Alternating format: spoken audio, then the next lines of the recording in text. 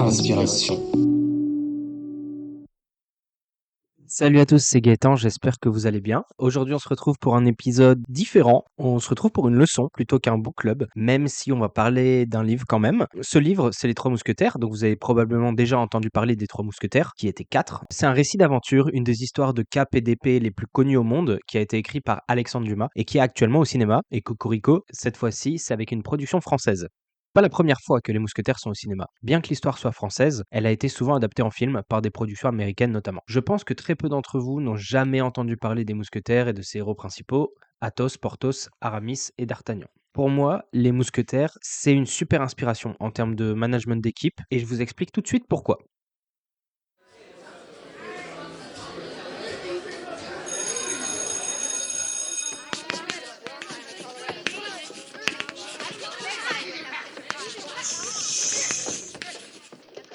La leçon. Pour commencer, j'ai vraiment beaucoup aimé les Mousquetaires, donc faut savoir que moi je regarde les Mousquetaires depuis que je suis tout petit, hein. Je me souviens d'un un film qui était sorti en 2001 avec, Justin Chambers que je regardais en cassette à l'époque, qui était super intéressant. Enfin, moi j'adorais vraiment les Mousquetaires et donc c'est un sujet que j'aime beaucoup évoquer. C'est un sujet que j'aime beaucoup mettre en parallèle avec des problématiques de la vie, hein, de tous les jours et je trouve que un livre qui a été créé au 19e siècle est quand même pas mal d'actualité dans toutes les problématiques qu'on va retrouver en termes de management. Je vous explique pourquoi. Déjà, dans l'équipe, il faut savoir, et c'est ça qui est intéressant, que tous les personnages sont différents. Les quatre personnages ont un statut social différent, une culture différente, une éducation. Vous allez voir que Athos est un ancien comte de l'affaire, etc. Et donc c'est une personne qui vient plus de la noblesse, en comparaison directe avec Porthos, qui vient plus des quartiers défavorisés, etc., qui est pas forcément de la haute, on va dire. Vous avez Aramis, qui est beaucoup plus du style religieux, qui est assez libertin, on va dire, qui aime beaucoup séduire les femmes, etc. Donc un personnage aussi assez différent.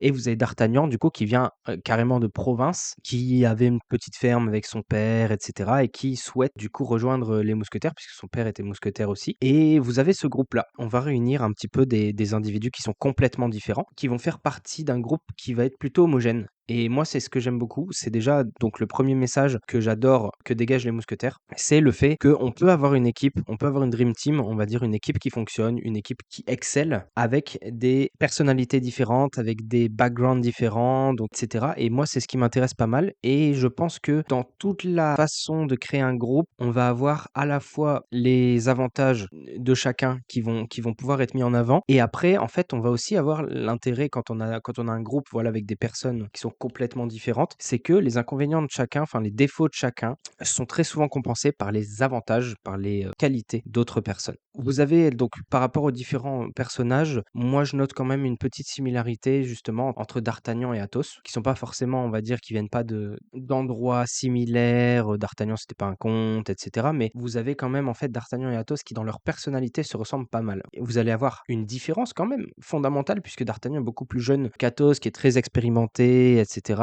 Et donc, c'est des profils qui vont bien se compléter puisque, à mon sens, Athos et D'Artagnan vont être les profils, on va dire, les plus complets. Là où Aramis, Porthos vont être plus des spécialistes. Malgré toutes ces différences, malgré les différents statuts sociaux, les cultures qui peuvent être différentes, l'éducation, les spécialités de chacun, vous allez avoir, ce qui est remarquable quand même, une homogénéité d'un groupe avec une concurrence saine, une sorte de nivellement pour être tous à la même hauteur. C'est-à-dire que c'est pas parce que Porthos et Athos viennent de familles différentes, là où Porthos vient plus de la rue, de classe modeste, etc. et qu'Athos, c'est un ancien comte, il vient de la bourgeoisie, hein, de la noblesse. Vous avez une sorte de nivellement qui se fait naturellement au sein des mousquetaires, où de toute façon, Porthos, pour lui, c'est une ascension sociale, hein, entre guillemets, d'arriver chez les mousquetaires, alors qu'Athos, c'est un choix de vie qu'il a fait de quitter justement son fief pour devenir, mousquetaire et justement, c'est quelque chose qu'il fuit aussi, ce statut-là et c'est pour ça qu'on a ce nivellement,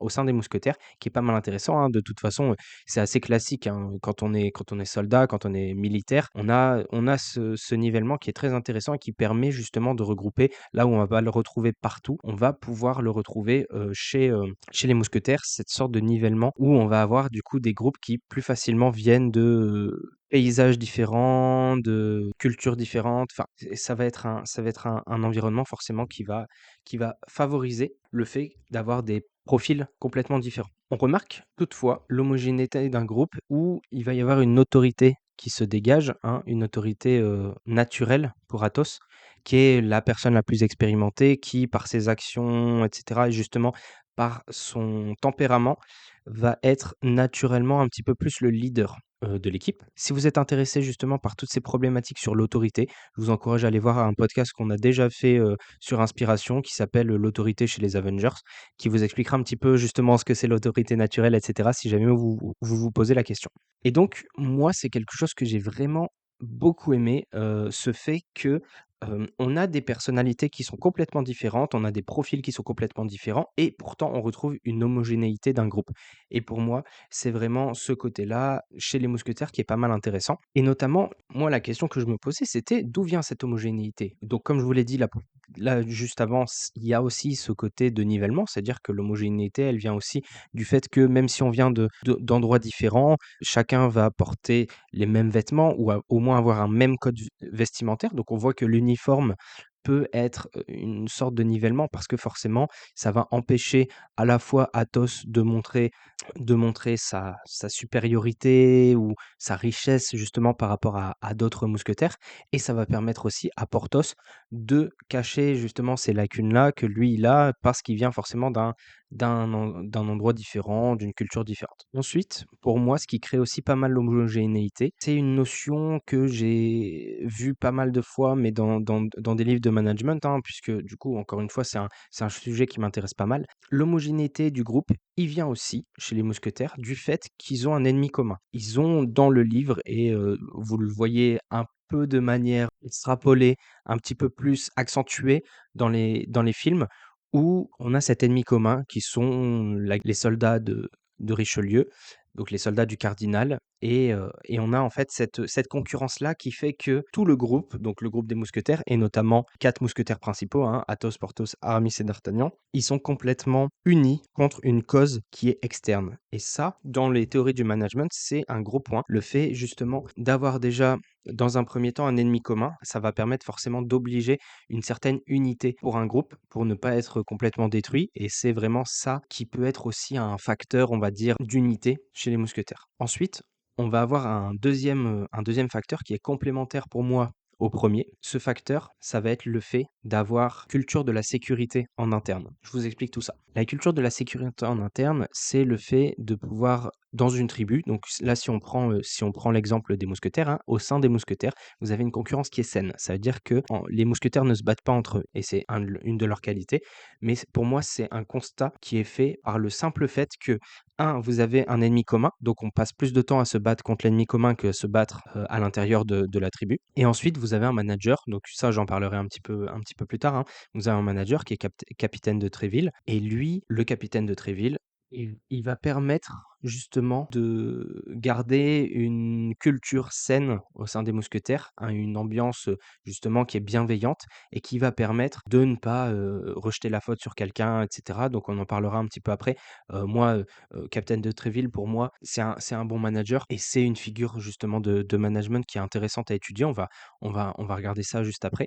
Mais, voilà, pour moi, il y a tous ces facteurs-là. Donc il y a 3 facteurs, hein, comme je l'ai dit. Il y a déjà, voilà, des facteurs, un petit peu, on va dire, apportés par le côté militaire de la chose, hein, tout ce qui va être uniforme et cetera, qui va permettre une homogénéité du groupe. Ensuite, comme je l'ai dit, vous allez retrouver un ennemi commun qui va permettre au groupe de s'unir pour survivre, parce que ça va être une nécessité. Et ensuite, comme je l'ai dit, de manière assez complémentaire, vous avez une culture, une ambiance qui est assez bienveillante en interne, donc chez les mousquetaires, qui va permettre justement de garder cette homogénéité-là et de ne pas perdre du temps avec des querelles entre mousquetaires, etc. Un autre point qui m'intéresse pas mal chez les mousquetaires, c'est notamment qu'on retrouve des problématiques classiques du travail. Et ça, encore une fois, je vous le répète, dès le 19e siècle où Alexandre Dumas a écrit Les Mousquetaires. On va retrouver donc déjà, comme je le disais, avec les profils de D'Artagnan et Athos qui sont un petit peu semblables, ce clash générationnel qu'on a de manière assez classique, je pense que ça vous est tous arrivé, hein, pour ceux qui ont déjà, un pied ou les 2 hein, sur le marché du travail. C'est ce clash qu'on a entre le jeune vs le senior, hem, ou avec des personnes qui ont beaucoup plus d'expérience et on voit que D'Artagnan, c'est vraiment pour moi l'archétype du profil junior. C'est que c'est quelqu'un qui va avoir beaucoup, beaucoup de confiance en lui alors qu'il n'a pas forcément vu énormément de choses. Alors c'est un avantage et un inconvénient, hein, évidemment, mais pour moi, c'est ce comportement-là qui est très classique justement du junior où, bah, on se rend compte dans le livre et dans certains des films qui le transmettent, correctement. D'Artagnan, il commence son aventure en déclenchant des combats contre Athos, Porthos et Aramis de manière séparée et ils se retrouvent le même jour à devoir les affronter en duel tous les 3 à 3 heures différentes et c'est un très beau symptôme du fait qu'un profil junior va très souvent avoir cette tendance-là. C'est encore une fois, c'est un stéréotype, hein, mais cette tendance-là à avoir beaucoup confiance en soi et à créer justement du conflit avec les personnes qui sont plus seniors, qui sont plus expérimentées et justement, donc comme je vous disais, c'est une des différences, hein, entre Athos et D'Artagnan, c'est que D'Artagnan, pour moi, c'est Athos mais jeune dans le sens où, D'Artagnan, dès qu'il y a un conflit, dès qu'il y a une personne en danger et cetera, c'est la personne qui court sans forcément réfléchir, sans analyser la situation, c'est un fonceur. Pour moi, c'est un super ajout aux mousquetaires, le fait d'avoir justement cette personne-là qui, dans un groupe de personnes un peu plus expérimentées, hein, notamment, puisque Athos, Porthos et Aramis, voilà, ils ont un peu de bouteille. Vous mettez quelqu'un qui est jeune, vous mettez quelqu'un qui est plein d'énergie, qui est dynamique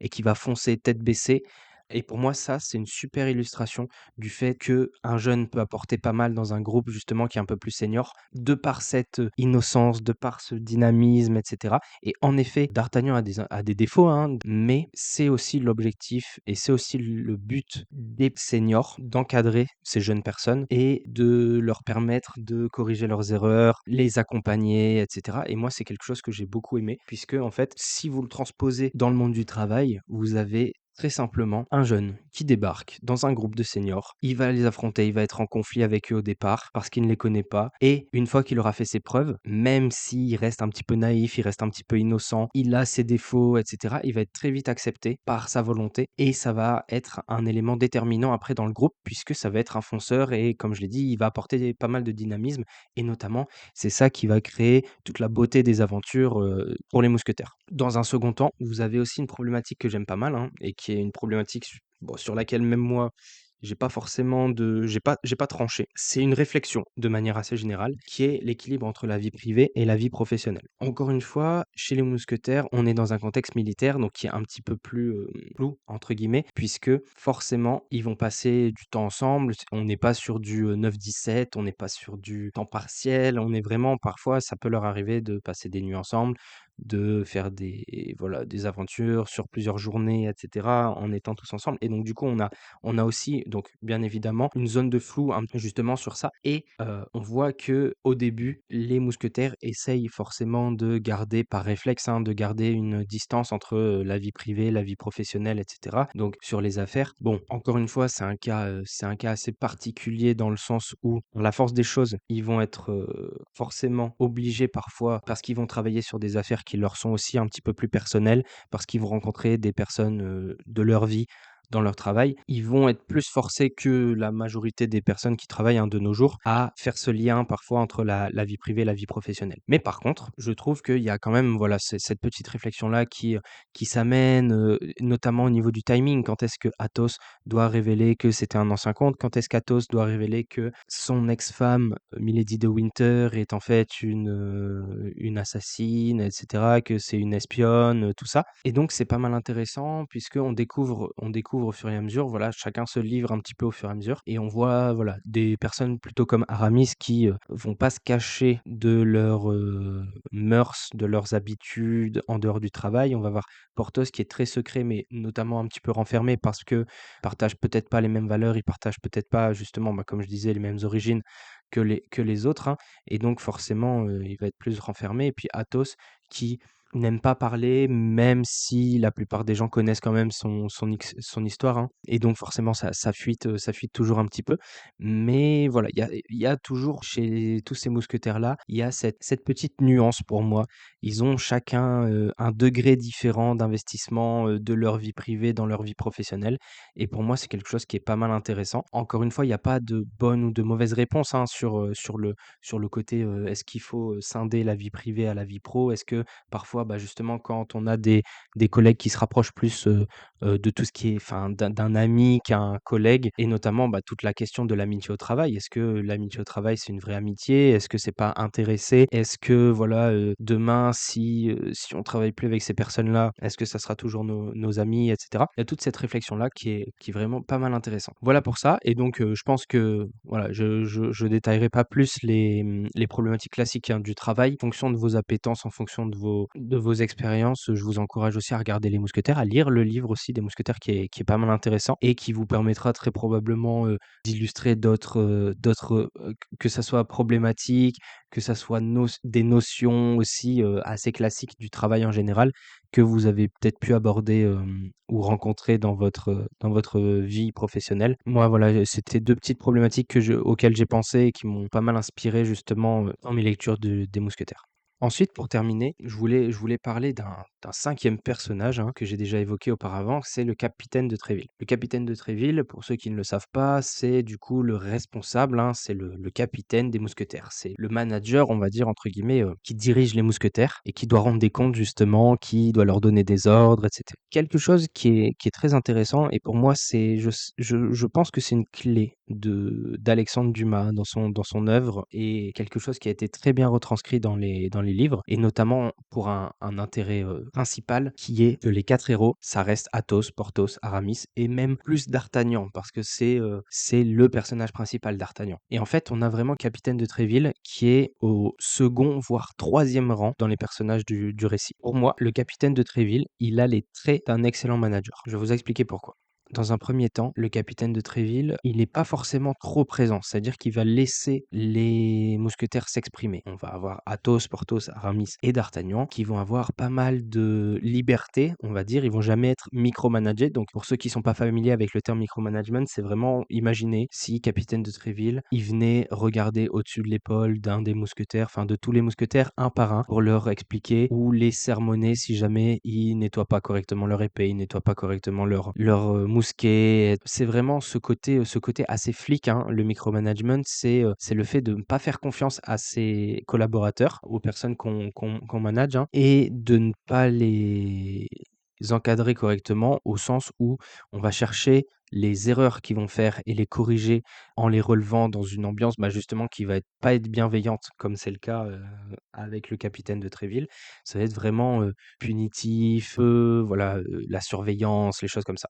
Donc comme je disais, capitaine de Tréville, il est pas comme ça. Il est pas présent systématiquement pour contrôler, pour corriger, et cetera. Comme je l'ai dit, c'est peut-être aussi une facilité littéraire qui est que, c'est un personnage qui est au 3e rang, hein, dans les livres ou même dans les films. Donc il y a cette volonté aussi de pas forcément trop le mettre en avant. Mais pour moi, c'est un trait d'un excellent manager, le fait de pas être omniprésent et de laisser aussi un petit peu de liberté à ses collaborateurs. Ensuite, vous avez un deuxième trait qui est pour moi vraiment essentiel, qui fait la limite en fait un petit peu entre un manager et un leader. C'est le fait que Capitaine de Tréville va toujours prendre sur lui, va filtrer justement les remontrances qu'on va avoir du cardinal, du roi, heu, d'autres personnes. À chaque fois qu'il y a quelqu'un qui va attaquer les mousquetaires, Capitaine de Tréville, il va toujours se mettre en avant en tant que bouclier pour protéger justement ces personnes-là et garantir la culture bienveillante, la culture saine qui doit régner au sein des mousquetaires. Et donc ça, pour moi, c'est aussi un très gros point positif et un grand facteur d'un excellent manager.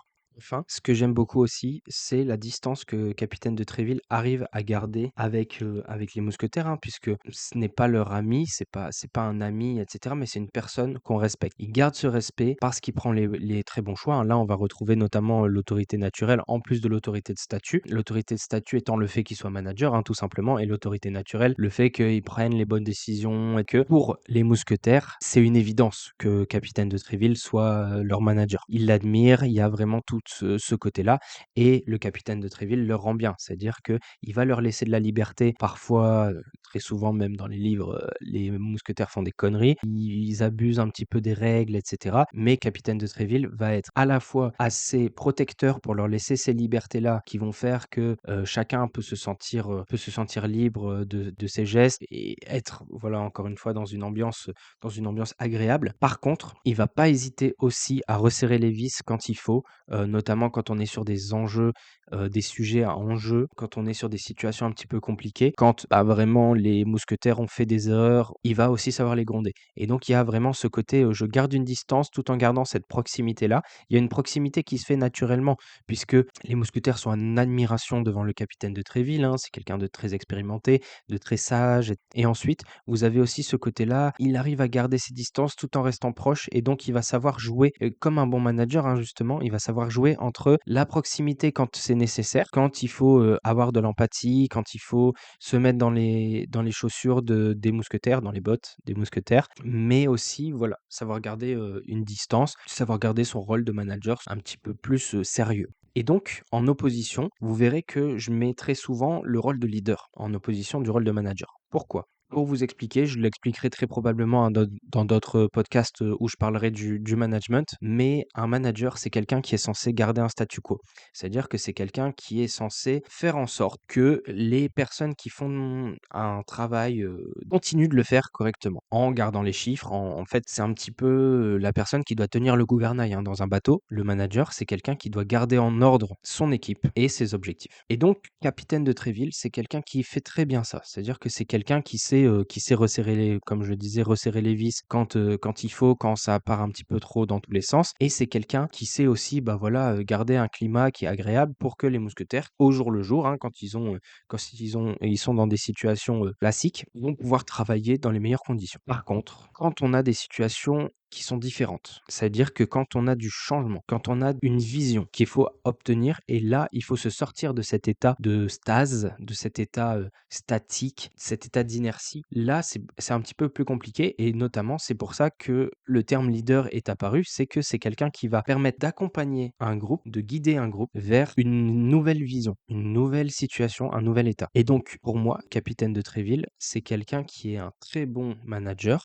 puisqu'il va réussir à garder le status quo, et encore une fois, c'est peut-être une facilité scénaristique, hein, mais on remarque que c'est quelqu'un qui va plus s'effacer quand on va être, dans des situations un peu plus compliquées.